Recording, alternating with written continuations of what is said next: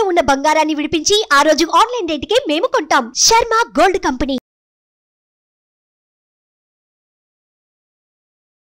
నమస్కారం డాక్టర్ ప్రదీప్ జోషి గారు. శ్రీమాత్రే నమః. ప్రీవియస్ వీడియోలో మీరు నేను చేసినప్పుడు దానాల గురించి మాట్లాడుకున్నాం. అందులో మోడ్రన్ దానం గురించి కూడా మీరు చెప్పడం జరిగింది. అండ్ దాన్ని అప్లై చేసి చూస్తే అంటే వేదిక్ నాలెడ్జ్ నుంచి ఇప్పుడున్న నాలెడ్జ్ వరకు చూస్తే ఏ విధంగా దానాలు చేయాల్సినటువంటి అవసరం ఉంటుంది, దాని ఫలితం ఏ విధంగా ఉంటుంది అనేది మాట్లాడుకున్నాము. అందులో ఒక పాయింట్ చెప్పారండి మీరు, కుటుంబానికి సంబంధించినటువంటి లైఫ్ స్టైల్ ఉంటుంది చూసారా, దానికి అది కూడా మార్వాడీస్ లైఫ్ స్టైల్ గురించి మీరు చెప్పడం జరిగింది. అందులో ఒక చిన్న పాయింట్ దాని ఎందుకో నాకు మళ్ళీ అడగాలనిపించింది. అందరూ చెప్తూ ఉంటారు సపరేట్ డిఎన్ఏ వ్యాపార సామ్రాజ్యం స్థాపించాలి అని అంటే వాళ్ళకి మాత్రం అది సాధ్యమవుతుంది అనేటువంటి విధంగా మాట్లాడుతూ ఉంటారు. దాని వెనక ఉండేటువంటి స్టోరీ ఏంటండి అసలు? అంటే ఆ వే ఆఫ్ స్టైల్లోకి వాళ్ళు వెళ్ళడానికి వాళ్ళకి సపరేట్గా ఎటువంటి ప్రిన్సిపల్స్ ఉంటాయి, రూల్స్ అండ్ రెగ్యులేషన్స్ పెట్టుకుని వాళ్ళు ముందుకెళ్తారంటారు? శ్రీ గురుభ్యో నమః. శ్రీమాత్రే నమః. నాకు హెవీ నెట్వర్క్ క్లయింట్స్ ఉంటారు. నాకు హెచ్ఎన్ఐ క్లయింట్స్ అంటారు, హైలీ ఇన్ఫ్లుయెన్స్డ్ క్లయింట్స్ అందరూ. గుజరాత్కి వెళ్తాను నేను. గుజరాత్, సూరత్, బాంద్రా, ముంబై దగ్గర దీనికి వెళ్తాను. సో బద్లాపూర్లో నా క్లయింట్స్ ఉన్నారు. ముంబై, గుజరాత్, రాజస్థాన్. చాలా నిజంగా చూడ్డానికి రాజస్థాన్ డిజర్ట్ లాగా ఉంటుంది, కానీ కొన్ని కోట్ల డబ్బు ఉంది అక్కడ. ఇది ఎందుకబ్బా వీళ్ళు ఇంత సక్సెస్ అవ్వడానికి కారణం ఏంది అని నాకు మా నాన్నగారి నుంచి ఉన్న క్లయింట్స్ నా దగ్గరికి వచ్చేసారు కంటిన్యూగా. నేను వెళ్ళి వాళ్ళ కుటుంబ వ్యవస్థను చూశాను. అద్భుతమైన కుటుంబ వ్యవస్థ. ఫస్ట్ మనం తెలుగు వాళ్ళు ఒకటి నేర్చుకోవాలి. మన తెలుగు వాళ్ళ దగ్గరనే మనము ఎక్కువ చెప్పాలంటే తెలుగు వాళ్ళని ఒక కైండ్ ఆఫ్ ఒక టీము తెలుగు వాళ్ళని మొత్తం భ్రష్టు పట్టింది. తెలుగు వాళ్ళ కుటుంబ వ్యవస్థను నాశనం చేయడానికి ఒక వ్యవస్థ పనిచేస్తుంది. అది మీ అందరికీ తెలుసు. అందుకోసమనే తెలుగు కుటుంబాలు రాను ఒకప్పుడు ఉమ్మడి కుటుంబాలు ఉంటుంటాయి. మనం తూర్పుగోదావరి జిల్లా వెళ్ళినా అప్పుడు ఆ లోగిళ్ళు పెట్టిన ఉంటారు కదా, అక్కడ ఇళ్ళు ఎన్ని ఉమ్మడి కుటుంబాలు ఉంటుండే, ఎంత హాయిగా సంతోషంగా ఉంటుండే. రాను ఒక కైండ్ ఆఫ్ దాంతో మొత్తం చిన్నాభిన్నం అయిపోయాయి కుటుంబాలు. ఒక్కటి గుర్తుపెట్టుకోండి, యుగం మారుతూ ఉంది. కృతయుగము, త్రేతాయుగము, ద్వాపర యుగం మారుతూ ఉంది. యుగానికి తగ్గట్టుగా కుటుంబ వ్యవస్థలు బలపడాలి. సంఘే శక్తి కలౌ యుగే అని శాస్త్రం చెప్తుంది. ఏంటి? సంఘే శక్తి కలౌ యుగే అంటే కలికాలములో నువ్వు హాయిగా ఆనందంగా సుఖంగా బతకాలి అన్నా, నిన్ను నువ్వు ప్రొటెక్ట్ చేసుకోవాలి అన్నా, ఈ సమాజంలో వచ్చే సమస్యల నుంచి నిన్ను బలంగా తయారు చేసుకోవాలన్నా నువ్వు సంఘటితంగా ఉండాలి. అంటే నువ్వు ఒక ఉమ్మడి కుటుంబంలోనే ఉండాలి. ఉండగలిగితేనే నువ్వు కలికాలంలో దేని నుంచి బయటపడగలుగుతావు. అవును. లేదంటే కొలాప్స్, కింద పడిపోతావు, ఇంకా చెతికిల పడిపోతావు. జీవితంలో పైకి లేవడం కష్టం. సింపుల్. బలమైనటువంటిది వేరు, బలము లేనిది వేరు. ఒక 100 పుల్లలు కలిస్తే ఒక చీపురు చెత్త మొత్తం తీసి బయట పడేయచ్చు. 100 మంది కలిసి ఒకే పుల్ల పట్టుకొని 100 మంది ఒకే పుల్లతో ఎంత ఉడిచినా చెత్త పోదు. ఆ 100 మంది కలిసి ఆ పుల్లలన్నీ ఒక దగ్గర చేయించి ఒక్క వ్యక్తితో చెత్త మొత్తం 2 నిమిషాలు క్లీన్ చేయొచ్చు. సో కలికాలంలో ఇది నేర్చుకోండి. ఇది మీరు నేర్చుకోవడం లేదనుకోండి, కలికాలంలో అయిపోయి. చెప్తున్నా కదా, సేమ్ ఎగ్జాంపుల్. ఒక పుల్లతో నీ జీవితంలో ఏ అప్పులు తీర్చలేవు, నీ జీవితంలో ఇల్లు కట్టుకోలేవు, నీ జీవితంలో అప్పులు తీర్చలేవు, నీ భార్య పిల్లని సంతోషపెట్టలేవు, ఏమీ చేయలేవు. అదే మీ కుటుంబ వ్యవస్థలో అందరూ కూడా కలిసి ఒకే మాట మీద ఉండి ఆర్థికంగా బలపడండి. మీ మనస్పర్ధలు, కొట్లాటలు అన్నీ ఉంటాయి, ఎక్కడైనా ఉంటాయి. వాటి ఎక్కడ తెలుసుకోవాలి అని అంటే ముచ్చట పెట్టుకోవాలి, ఇలా కొట్లాట పెట్టుకోవాలా, మళ్ళీ అందరం సాయంత్రం అయిందని కలిసి భోజనం చెయ్యాలా, రేపు తెల్లం మళ్ళీ డబ్బులు సంపాదించాలి. డబ్బుల విషయంలో మాత్రం ఐకమత్యంగా ఉండాలి. డబ్బు విషయంలో ఐకమత్యంగా ఉండాలి. ఇది మనకి ఈ మార్వాడీసు, జైన్స్, సింధీస్ని చూసి నేర్చుకోవాలి.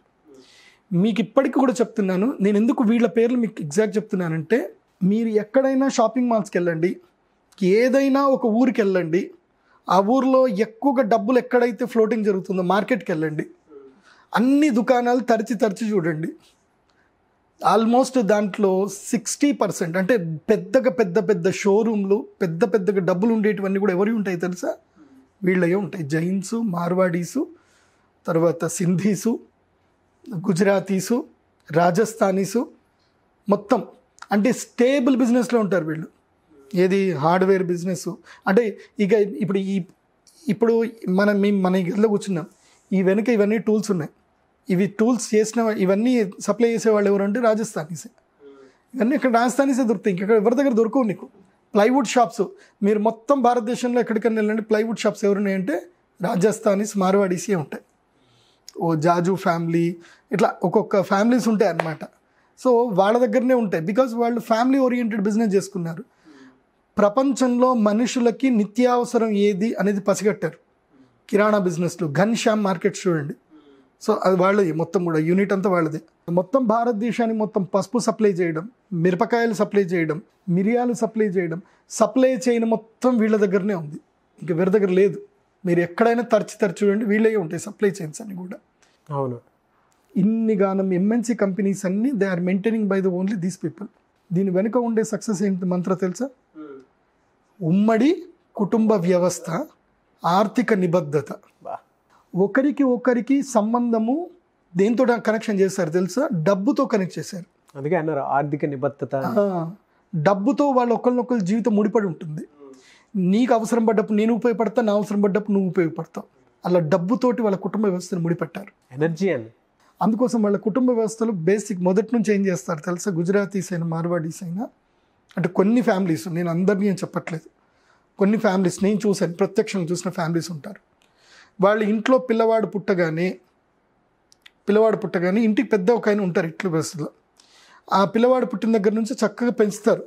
వాడు ఎప్పుడైతే వాడికి అక్షరాభ్యాసం అయిపోయి స్కూల్కి వెళ్ళడం స్టార్ట్ అయిపోయిందో, ఊహ దగ్గర తిరగడం స్టార్ట్ అయిందో, వాడికి రాయడం అది నేర్పిస్తారు. అక్కడి వరకు వాడికి లెక్కపత్రం ఉండదు. రాయడం స్టార్ట్ కాగానే ఏం చేస్తారు అంటే వాడికి ఆ రోజు నుంచి రాయడం నేర్పిస్తారు. ఏంటి? పద్దులు రాయడం నేర్పిస్తారు.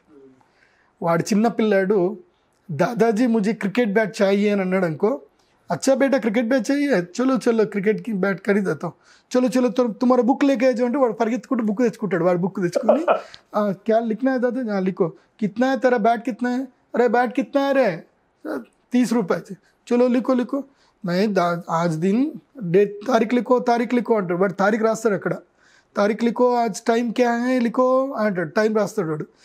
आज मैंने दादाजी के पास క్రికెట్ బ్యాట్ కే లియే 30 రూపాయలు लिया అని చెప్పి రాస్తాడు అక్కడ. వాడి చేతిలోతో రాయిస్తారు వాళ్ళు.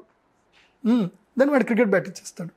వాడు ఆ పద్దు బుక్ తెచ్చుకుంటాడు. వాడి మొత్తం ఆ పద్దు బుక్ వాడికి ఉంటుంది. వాడికి ఏం కావాలంటే వాడు తీసుకొని వస్తాడు అనమాట. దాదాజీకి కుछ पूछना है बोले तो బుక్ పక్కడికి ఆ జాతే. దాదాజీని ఏమైనా అడగాలంటే ఆ బుక్ పట్టుకున్నాయంటే వాడు దాదాజీకి ఇడికి ఏదో కావాలి అని చెప్పి మళ్ళీ ఏది కాదన్నారు. మళ్ళీ ప్రేమగా చూసుకుంటారు. అంటే దాని అవసరం ఏంది, ఏం కథ, క్యూ బేటా ఓ క్యూ చాయే బేటా, ఐసా ఉస్కే లియే చాయే, చలో చలో తుమ్కి, ప్రేమగా మాట్లాడతారు. ప్రేమ చాలా బలమైంది వాళ్ళకి. వద్దు అని చెప్పారు. వద్దు అని చెప్పేటప్పుడు కూడా వాళ్ళకి రీజన్ చెప్పి వద్దని చెప్తారు. ఏదైనా వద్దు చెప్పాలంటే అది చెప్పాలి కంపల్సరీ. పిల్లలకి ప్రేమ చేయడము ముఖ్యము, రియలైజ్ చేయడం కూడా ముఖ్యం. అలా చిన్నప్పటి నుంచి బాండింగ్ అనేది పెంచుతారు.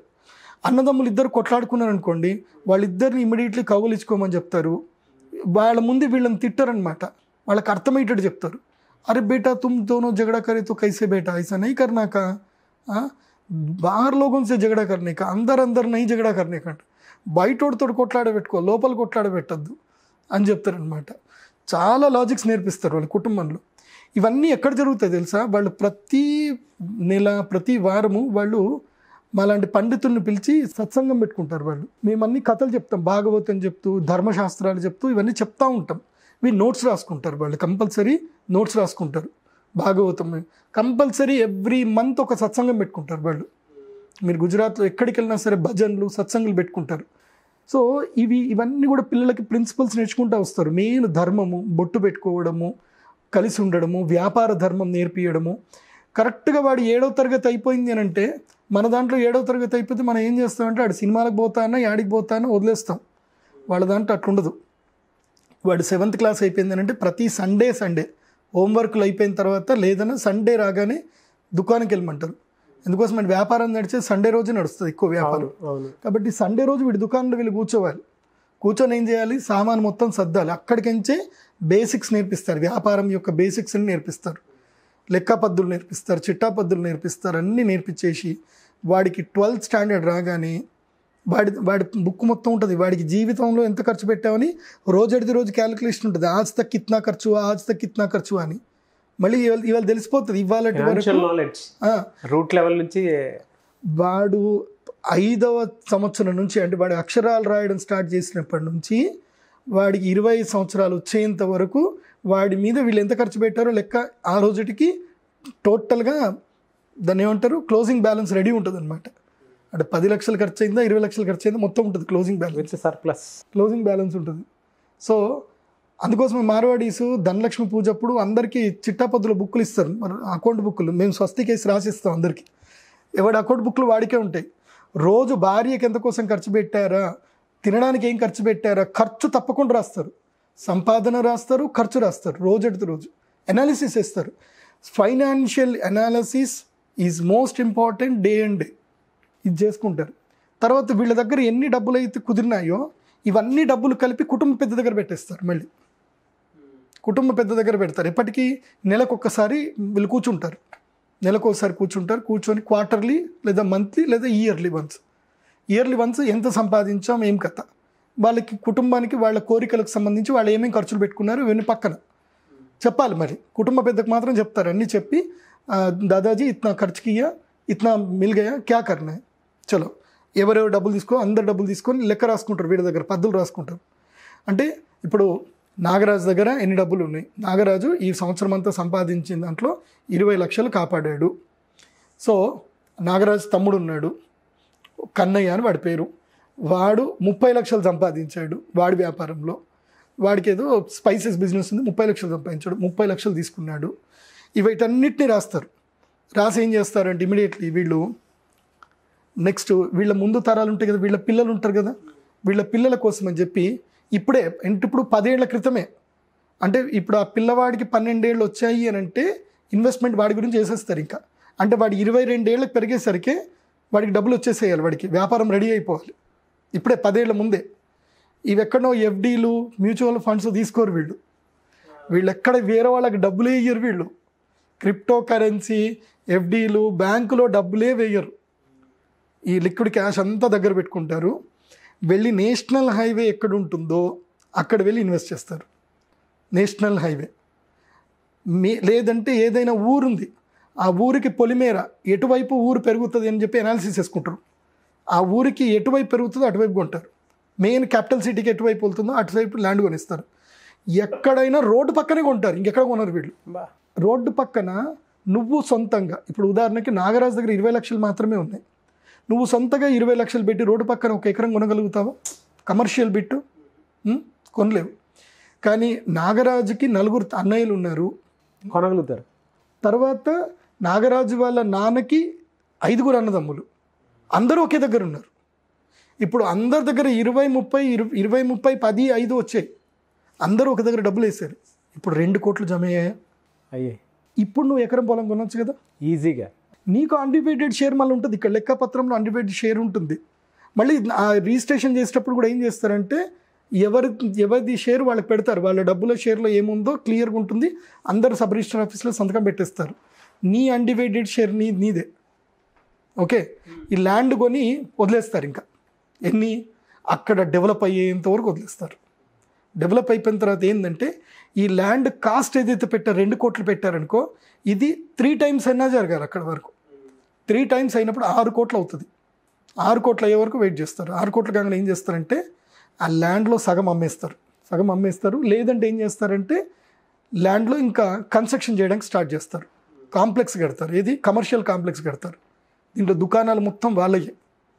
దాంట్లో మెయిన్ పబ్లిక్ లీడ్ చేసే, అంటే పబ్లిక్కి తొందరగా అట్రాక్ట్ అయ్యే ప్లేసెస్ ఉంటాయి కదా కాంప్లెక్స్లోని, అవి వీళ్ళు ఉంచుకుంటారు. మిగతా మొత్తం కూడా అమ్మేస్తారు.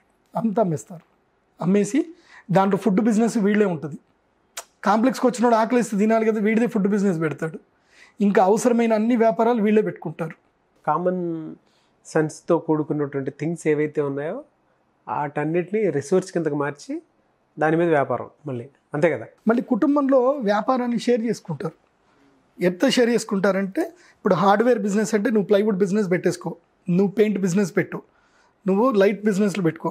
ఈ హార్డ్వేరు లైటు అందరూ వాళ్ళే మళ్ళీ వీళ్ళందరూ ఫైనాన్షియల్ డబ్బులు తీసుకుంటారు తప్ప. ఇప్పుడు ఉదాహరణకి నువ్వు లైట్స్ మ్యానుఫ్యాక్చరింగ్ చేస్తున్నావు, ఓకే, నీకు యూనిట్ ఉంది రాజస్థాన్లో. మేమంతా నీ కుటుంబ సభ్యులం, నేను ఉన్నాను, మనదంతా ఒకటే కమ్యూనిటీ, మార్వాడి కమ్యూనిటీ. సో నేను నీ దగ్గరికి వచ్చి తీసుకున్నప్పుడు నేను నీకు జిఎస్టీ కూడా కట్టా. నేను ఎందుకు కడతా జిఎస్టీ? మనం అంతా ఒకళ్ళొకళ్ళు పరిచయమే కదా. నేను నీకు క్యాష్ ఇస్తున్నా, అయితే నేను నీకు క్యాష్ ఇస్తా, నువ్వు నాకు మాల్ ఇస్తావు. సో నేను అక్కడ సేవ్ అయిపోయినట్టే కదా. నెక్స్ట్ నేను నా తమ్ముడికి ఇస్తా. నేను హోల్సేల్ తీసుకున్నాను, నా తమ్ముడికి ఇచ్చా. నా తమ్ముడు వచ్చి హైదరాబాద్లో చేస్తున్నాడు, ఇంకొకడు వచ్చేసి నిజామాబాద్లో చేస్తున్నాడు, ఇంకోటి వచ్చి కరీంనగర్లో చేస్తున్నాడు. వీళ్ళందరికీ నేను డిస్ట్రిబ్యూట్ చేస్తున్నాను. కేవలం క్యాష్ మార్కెటే చేస్తున్నాం మనం. ఫైనల్గా బిల్లు పడ్డప్పుడు ఏదైతే ఉంటుందో, ఫైనల్గా బిల్లు కస్టమర్ తీసుకుంటాడు చూడు, వాడికి మాత్రం జిఎస్టీ ఇస్తారు. ఫైనల్ కస్టమర్ దగ్గర అర్థమైంది, వాడికి జిఎస్టీ ఇస్తారు. వీళ్ళన్నీ జిఎస్టీ వాడు భరించాలి. అప్పుడు తీసుకొని ఏం చేస్తారంటే వాడు అక్కడ జిఎస్టీ కడతాడు. అక్కడ జిఎస్టీ కట్టి ఇంకా వీళ్ళు ఎంత చూపించాలో అంత జిఎస్టీలు చూపిస్తారు. మహా తెలివైన వాళ్ళు. బాబ్బా వాళ్ళ దగ్గర నేర్చుకునేంత తెలివి ఇంకోళ్ళ దగ్గర ఉండదు. మొన్న ఒక ఆర్థిక నివేదన కూడా వచ్చింది. భారతదేశంలో కేవలం 8% జనాల దగ్గర మాత్రమే భారతదేశంలో 70% డబ్బు ఉంది. అంటే దాదాపు భారతదేశ రెవెన్యూ అంతా 8% వాళ్ళ దగ్గరనే ఆల్మోస్ట్ ఎక్కువ డబ్బులు ఉన్నాయి. మిగతా ఏదైతే ఉందో అంటే 70% జనాలు ఏం చేస్తున్నారు తెలుసా? జిఎస్టీలు కడుతున్నారు. అంటే భారతదేశంలో రెవెన్యూ డబ్బు ఉన్న వాడి దగ్గర నుంచి రావట్లేదు, డబ్బు లేని వాడి దగ్గర నుంచి జిఎస్టీ రెవెన్యూ వస్తుంది. డబ్బున్నవాడు కొంచెమే కడుతున్నాడు జిఎస్టీ రెవెన్యూ, ట్యాక్సులు కొంచెమే కడుతున్నాడు. అది ఏంటిది అంటే అది అంతే. సో మళ్ళీ వీళ్ళు ఏం చేస్తారు తెలుసా? వీళ్ళ ఇన్కమ్ ట్యాక్స్లు కాపాడుకోవడానికి వీళ్ళు సొసైటీ ఫామ్ చేస్తారు. మళ్ళీ వీళ్ళు ఇన్కమ్ ట్యాక్స్ కట్టాలి కదా, ఎట్టి పరిస్థితుల్లో ఉంటుంది, ఇన్కమ్ ట్యాక్స్ కట్టాలి, చేయాలి. బ్యాంకులో లోన్లు తీసుకోవాలని చేసుకోవాలి కాబట్టి ఇన్కమ్ చూపించుకుంటారు, ఇన్కమ్ ట్యాక్స్ కూడా కడతారు. కానీ ఇన్కమ్ ట్యాక్స్ సేవింగ్ చేసుకోవడానికి ఈ కుటుంబ సభ్యులు అందరు కలిసి ఒక సొసైటీ ఫామ్ చేస్తారు. మళ్ళీ ఏటీజీ అనేది ఒక సెక్షన్ ఉంటుంది. ఇది ట్రస్ట్లకు కానీ వాటికి కానీ కొన్ని ఎగ్జంప్షన్స్ ఉంటాయి. వీళ్ళు పెట్టి మళ్ళీ వీళ్ళని డబ్బులు ఏమో కొట్టరు. మళ్ళీ దాని లోపల వీళ్ళు డబ్బులు వేసి వీళ్ళు ఏం చేస్తారు, ఎవరైనా సరే వీళ్ళ కులములో వీళ్ళ వ్యవస్థలో ఎవరైనా పేదవాళ్ళు ఎవరైనా ఉంటే, పెళ్లి కాని వాళ్ళు ఎవరు ఉంటే వాళ్ళకి సామూహికంగా పెళ్లి చేస్తారు. మళ్ళీ సామూహికంగా అన్నదానాలు చేస్తారు, తీర్థయాత్రలకు అన్నీ ఇస్తారు, దుప్పట్లు దానం చేస్తారు పేదవాళ్ళకి అందరికీ. అంటే వీళ్ళ కమ్యూనిటీ కాకుండా ఇంకా వేరే వాళ్ళకి ఎవరికైనా నీడీ పీపుల్ అందరికీ కూడా అన్ని దానాలు చేస్తారు. సో ఇటు పుణ్యము చేస్తున్నారు, ఇటు ట్యాక్సులు సేవ్ చేసుకుంటున్నారు, ఇటు క్యాష్ మార్కెట్ రన్ చేస్తున్నారు. దే ఆర్ క్రియేటింగ్ మోనోపోలీ అనమాట. ఈ భారతదేశంలో మోనోపోలీ బిజినెస్ వాళ్ళ దగ్గరనే ఉంది. ఇప్పటికీ నిజం చెప్పాలంటే భారతదేశ ఆర్థిక వ్యవస్థ బలంగా ఉంది అని అంటే వీళ్ళ వల్లనే. గుజరాతీసు, మార్వాడీసు, జైన్సు, సింధీసు అండ్ సున్నీ ముస్లిమ్స్ కొంతమంది ఉన్నారు. వీళ్ళ వల్ల ఆర్థిక వ్యవస్థ బలంగా ఉంది. తెలుగు వాళ్ళు ఇది రియలైజ్ కాండి. మీరు నిజంగా చెప్పాలంటే మన తెలుగు వాళ్ళకున్న ఒక బిజినెస్ ఒక్కటే ఉంటుంది ఎక్కడ పోయినా, ఆంధ్ర హోటల్. అదొక్కటే మన బిజినెస్, మన మార్క్ ఒక్కటే ఏంటి అంటే ఆడపోయినా మన తెలుగు వాళ్ళు పోయి భోజనం పెడతారు. మన తెలుగు వాళ్ళకు కూడా గొప్పది. షిరిడి పో, నువ్వు దుబాయ్ పో, ఎక్కడన్నా పో, మన హోటల్స్ మాత్రం ఉంటాయి. కడుపు నిండా భోజనాలు పెట్టడం మాత్రం మన తెలుగు వాళ్ళు మాత్రం మన గ్రేట్. ఆర్థిక వ్యవస్థను బలం చేయాలి అని అంటే నిజంగా కొన్ని కమ్యూనిటీస్ ఉంటాయి సార్, ఆ కమ్యూనిటీ బలపడాలి. Thank you so much doctor Pradeep Joshi garu. Suman టీవీలో మీ పర్సనల్ అండ్ బిజినెస్ ప్రమోషన్స్ కోసం కింది నెంబర్కి కాంటాక్ట్ చేయండి.